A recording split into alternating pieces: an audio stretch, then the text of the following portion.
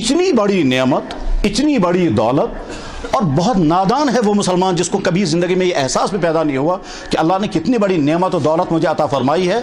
جس نعمت اور دولت سے محروم دنیا میں ہو سکتا ہے وقتی طور پر بڑی خوشیوں کے ساتھ زندگی گزارے، لیکن موت کے بعد کی زندگی تو تباہی کی زندگی ہے. ابھی کل مجھے ایک خاتون فون کر رہی تھی، وہ کہتی تھی کہ جی مجھے نہ رات کو نیند آتی ہے نہ دن میں چین ہے، ہر وقت مجھے آنسو گرتے رہتے ہیں. میں نے کہا وجہ؟ کہنے لگا وجہ یہ ہے، اب آگے سنا رہی ہے. آپ کو معلوم ہے میں پچھلے 3 مہینے پہلے میں نے کلمہ پڑھا ہے، میں اسلام میں آ گئی ہوں، اس کے بعد سے میں نے کوئی نماز نہیں چھوڑی، لیکن مجھے غم اس بات کا ہے کہ میرے ماں باپ تو جہنم میں جائیں گے، تو ان کا کیا ہوگا. اس غم کی وجہ سے مجھے نہ راتوں کو نیند آتی ہے، اور یہاں شہر میں ہے ابھی. کہا میرا شوہر بھی مجھ سے کہتا رہا، شوہر بھی اس کا اسی قسم کا ہے، کہا میرا شوہر بھی مجھ سے کہتا رہا تم نے کون سی مجھے غم کی چیز اپنے سر پہ مسلط کر لی ہے، تم نے رات کو تمہیں سکون ہے نہ دن میں سکون ہے، تم نے مجھے بھی ڈسٹرب کر دیا. کہا لیکن اس کے باوجود مجھے سکون نہیں ہے کیونکہ میرے ماں باپ تو جہنم میں لازماً جائیں گے. تو مجھے کوئی تدبیر بتائیے کہ وہ بھی ایمان میں داخل ہو جائیں ورنہ وہ جہنم میں جائیں گے. اللہ نے اس خطرناک امتحان سے ہم کو بچایا. ایک ایمان والے کے گھر میں ہمیں پیدا کیا، اور ایمان والے کے گھر میں پیدا کر کے ہم فخر کے ساتھ کہتے ہیں الحمدللہ ہم مسلمان ہیں. فخر کے ساتھ کہتے ہیں کہ ہم نے ایمان والی مسلمان ماں کا دودھ پیا ہے.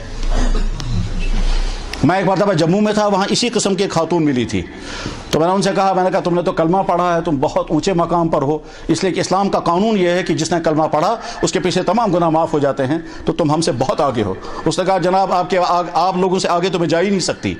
میں نے کہا نہیں، ہم لوگ مسلمان ماں کے پیٹ سے آج تک اسلام ہی میں رہے ہیں، لیکن نہ جانے کتنے گناہوں کے انبار ہمارے نام اعمال میں درج ہو چکے ہوں گے. آپ تو گناہوں سے پاک صاف ہو، جتنے گناہ ہوئے ہوں گے جو ہی تم نے کلمہ پڑھا وہ سارے گناہ ختم ہو گئے، اور تم اس کے بعد سے تم نے کوئی نماز بھی نہیں چھوڑی ہے، کوئی گناہ کا کام نہیں کیا، تو تم بہت ہم سے. اس نے جواب میں کہا کچھ بھی صحیح، مگر میں یہ نہیں کہہ سکتی کہ میں نے مسلمان ماں کا دودھ پیا ہے. آپ فخر کے ساتھ کہہ سکتے ہو ہم نے مسلمان ماں کا دودھ پیا. میں یہ نہیں کہہ سکتی کہ میں معصوم تھی، میں نے مسلمان کی کمائی میں بچپن گزارا ہے. آپ فخر کے ساتھ کہتے ہو ہم نے جو کچھ کھایا مسلمان کی کمائی سے کھایا. میں نہیں کہہ سکتی کہ میں نے بچپن میں جس گود کے اندر میں بیٹھی ہوں وہ ایمان والی گود تھی. آپ فخر کے ساتھ کہہ سکتے ہو کہ آپ نے بچپن جس گود میں گزارا وہ ایمان والی گود تھی. یقیناً تو اللہ نے ایک بہت بڑی نعمت ہمیں عطا فرمائی ہے، چاہے زندگی کتنی مشکلات میں کیوں نہ گزرے، بیماریوں میں، بے روزگاری میں، تنگ دستی میں، طرح طرح کی الجھنوں میں، مگر ایمان اللہ نے عطا فرمایا. نادان بس ہے وہ مسلمان جس کو زندگی میں کبھی بھی اس کا خیال نہیں آیا کہ اللہ نے کتنی بڑی نعمت سے مجھے نوازا، کتنے بڑے امتحان سے مجھے بچایا. وہ امتحان کیا تھا؟ اگر ہم کسی غیر مسلم گھر میں پیدا ہوئے ہوتے، یقیناً ایسا ہو سکتا تھا. جس دن ہم دنیا میں آئے اس دن ہزاروں کیڑے مکوڑے، ہزاروں جانور، درندے، پرندے، چرندے، حتیٰ کہ نالیوں کے کیڑے پیدا ہوئے ہوں گے. اللہ نے ان میں سے ہم کو نہیں رکھا، انسانوں میں پیدا کیا. کہ جس دن ہم پیدا ہوئے ہو اس دن ہزاروں انسان پیدا ہوئے ہوں گے ان گھروں میں جن گھروں کے اندر کفر ہے. ایسا ہو سکتا تھا کہ ہم بھی انہی گھروں میں پیدا ہوتے، وہاں کا کوئی انسان ہمارے گھر میں اور ہم اس گھر میں پیدا ہوئے ہوتے، مگر نہیں، اللہ نے وہ امتحان بھی نہیں ڈالا. ہم کو اس گھر میں پیدا کیا جس گھر کا مرد بھی مسلمان، جس گھر کی وہ خاتون بھی مسلمان، جس پیٹ میں ہم نے پرورش پاری وہ بھی مسلمان. کسی کافر کے پیٹ میں بھی ہم پرورش پا سکتے تھے. ہمارے یہاں حدیث میں ایک بڑی مشکل بحث آتی ہے کہ کافروں کے بچے جنت میں جائیں گے یا جہنم میں. کافروں کے بچے جنہوں نے کفر نہیں کیا بچپن میں ہی دنیا سے چلے گئے، وہ جنت میں جائیں گے جہنم میں جائیں گے؟ اتنا ٹف سوال ہے یہ کہ فیصلہ ہی نہیں کر پاتے. بعض دلائل سے لگتا ہے وہ جنت میں جائیں گے، بعض دلائل سے لگتا ہے وہ جہنم میں جائیں گے. جب کہتے ہیں جنت میں جائیں گے تو فوراً سوال پیدا ہوتا ہے انہوں نے تو ایمان قبول کیا ہی نہیں تو جنت میں کیسے جائیں گے. تو دوسری رائے ہے پھر جہنم میں چلے جائیں گے، مگر انہوں نے تو کفر کیا ہی نہیں تو جہنم میں کیوں جائیں گے؟ کہیں گے صاحب ٹھیک ہے پھر بیچ میں رکھیں گے، مگر بیچ میں رکھنے سے ان کا قصور کیا تھا؟ اگر انہیں ایمان بھی قبول نہیں کیا، کفر بھی نہیں کیا، کافر کے گھر میں پیدا ہوا، ان کا اپنا قصور کیا ہے؟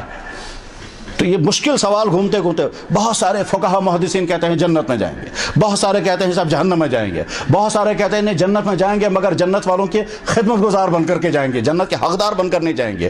بہت سارے کہتے ہیں نہیں صاحب ان کو آراف میں رکھا جائے گا.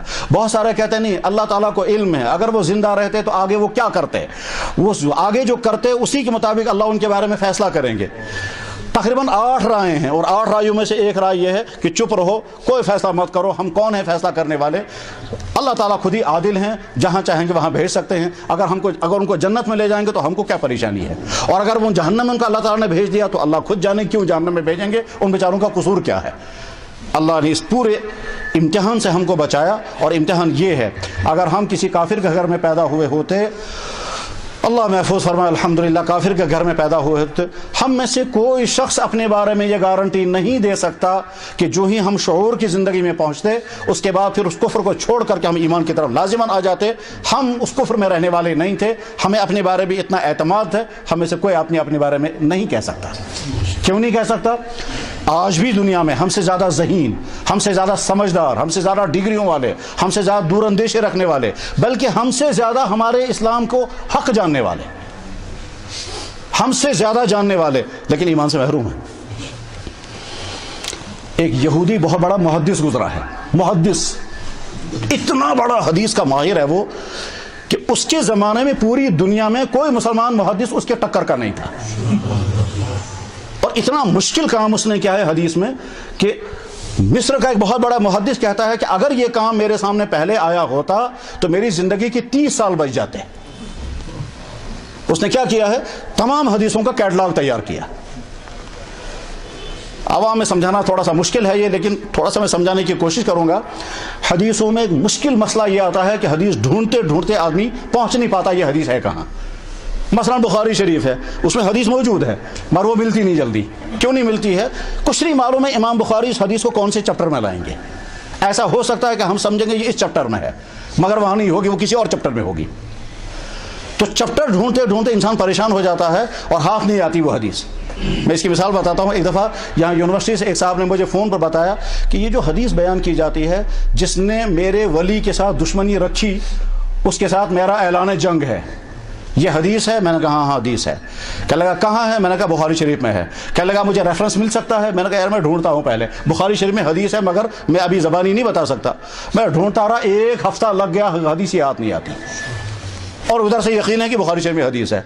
ले ली वही यहूदी की किताब, उस यहूदी की किताब में जो ही कैटलॉग खोला 3 मिनट के अंदर हदीस निकाल दी उसने। ऐसा काम उसने किया है, मगर रहा वो यहूदी। और हॉलैंड में किताब छपी है, अल-मुअजम अल-मुफहरिस लिअल्फाज़िल हदीस उस किताब का नाम है। दुनिया के सारे हदीस के रिसर्च करने वाले उस किताब से फ़ायदा उठा रहे हैं, लेकिन लिखने वाला जो है वो यहूदी रहा और यहूदी ही मरा। वो इतना बड़ा माहिर था। तो दुनिया में बेशुमार इंसान ऐसे हैं जो जानते ही नहीं कि इस्लाम हक है। हो सकता था हम उनमें होते। बेशुमार इंसान वो हैं जो जानते हैं कि इस्लाम हक है मगर इस्लाम कबूल करने का उनका ख्याल भी नहीं आया। बेशुमार इंसान वो हैं जो सोचते हैं हम इस्लाम कबूल करेंगे मगर साथ में डरते हैं आगे मुश्किलात आएंगी, हमको अपना घर छोड़ना होगा, अपने बीवी बच्चे छोड़ने होंगे, हमारी ज़िंदगी की सारी सहूलियात हमें तर्क करनी पड़ेंगी, नए समाज में जाना पड़ेगा, कुछ नहीं मालूम नया समाज हमें कबूल करेगा भी या नहीं करेगा। अल्लाह ने इस खतरनाक इम्तिहान से हमको बचाया, ईमान वाले के घर में पैदा किया। इसलिए बार बार शुक्र पढ़ना चाहिए, अल्हम्दुलिल्लाह हम ईमान वाले हैं।